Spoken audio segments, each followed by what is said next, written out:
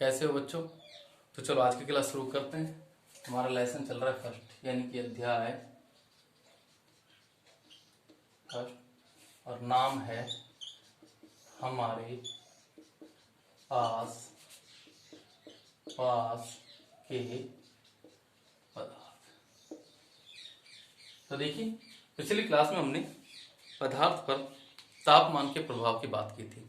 यदि किसी पदार्थ को ताप दिया जाता है तो उसके कणों में या पदार्थ में किस प्रकार से परिवर्तन होता है। आज हम बात करते हैं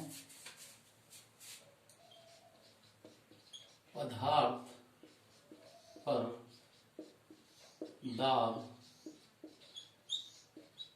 परिवर्तन का प्रभाव, अर्थात पदार्थ पर दाब बढ़ाया जाए या पदार्थ पर दाब घटाया जाए तो पदार्थ में किस प्रकार का परिवर्तन आएगा। तो देखिए, पिछली क्लास में इतना तो अध्ययन कर चुके हैं कि जो ठोस पदार्थ होते हैं, ठीक है, ठोस पदार्थों के कणों के मध्य रिक्त स्थान होता है वो नगण्य होता है। जो द्रव पदार्थ है, द्रव पदार्थ के कणों के मध्य जो रिक्त स्थान होता है ठोस से क्या होता है, अधिक, लेकिन गैस से क्या होता है,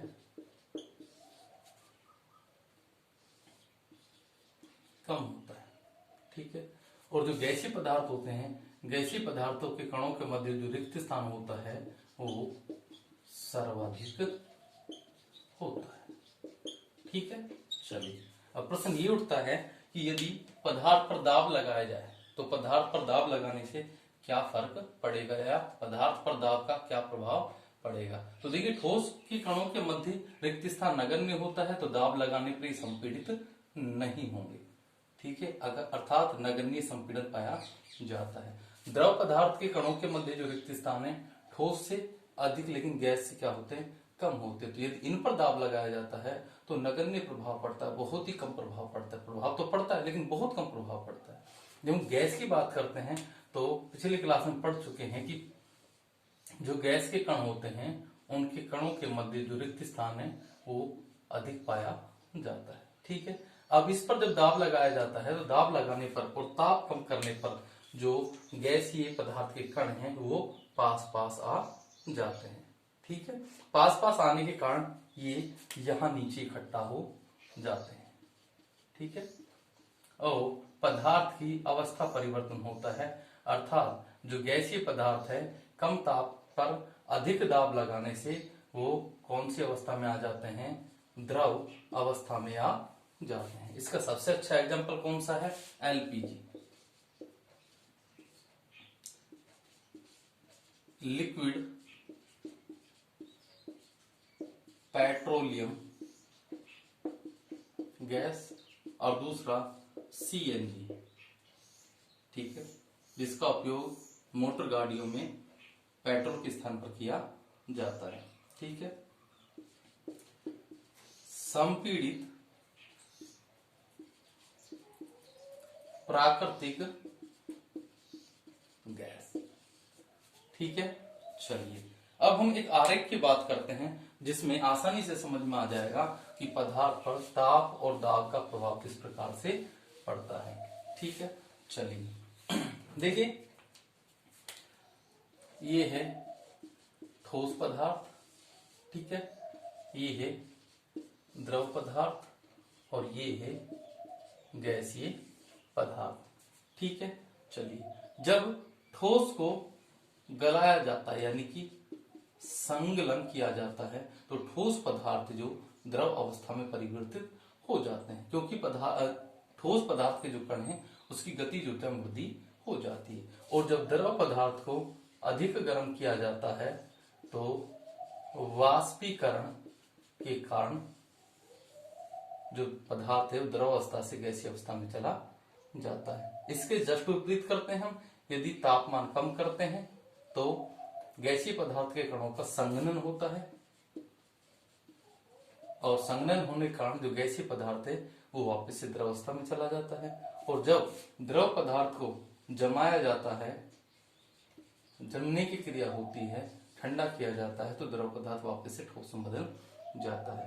तो ये है ताप का प्रभाव। लेकिन हमने पिछली क्लास में एक और पढ़ा था जिसका नाम है ऊर्ध्वपातक। हमने उसमें आपको बताया था कि कुछ पदार्थ ऐसे होते हैं जो ठोस अवस्था से सीधे गैसीय अवस्था में चले जाते हैं, अर्थात पदार्थ के अवस्था परिवर्तन में द्रव अवस्था आए बिना ही सीधे गैसीय अवस्था आ जाती है। यानी कि ठोस पदार्थ का सीधे गैस में बदलना, ये गैसीय पदार्थ का सीधे ही ठोस में बदलना कहलाता है ऊर्ध्वपातक। ठीक है, ऊर्ध्वपातक। ठीक है, चलिए, ठोस से द्रव में परिवर्तन होने की जो क्रिया है उसे संगलन कहा जाता है। द्रव से गैसीय अवस्था में परिवर्तन होने की क्रिया उसे वाष्पीकरण कहा जाता है। ठीक है, और गैस से द्रव अवस्था में परिवर्तन की प्रक्रिया है उसे संघनन कहा जाता है। द्रव से ठोस पदार्थ में परिवर्तन की प्रक्रिया को जमना कहा जाता है। लेकिन यहाँ पर देखिए, चाहे ठोस से गैस में बदले और चाहे गैस से ठोस में बदले, दोनों ही क्रियाओं को ऊर्ध्वपातन के नाम से जाना जाता है। ठीक है, पदार्थ पर दाब के परिवर्तन में हमें एक और पढ़ते हैं, शुष्क बर्फ।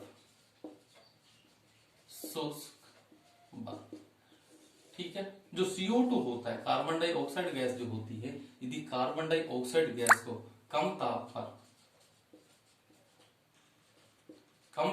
पर और उच्च दाब पर जब संग्रहित किया जाता है तो ठोस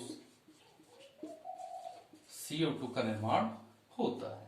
ठीक है, और जब इसे वापस से एक वायुमंडलीय दाब पर, एक वायुमंडलीय दाब पर जो खुला छोड़ा जाता है तो जो ठोस CO2 है ये सीधे किस में बदल जाता है, गैस में बदल जाता है, और इसलिए इसे शुष्क बर्फ के नाम से जाना जाता है। इस नाम से शुष्क बर्फ के नाम से जाना जाता है। तो ठीक है बच्चों, आज की क्लास में इतना ही, बाकी बातें कल करेंगे।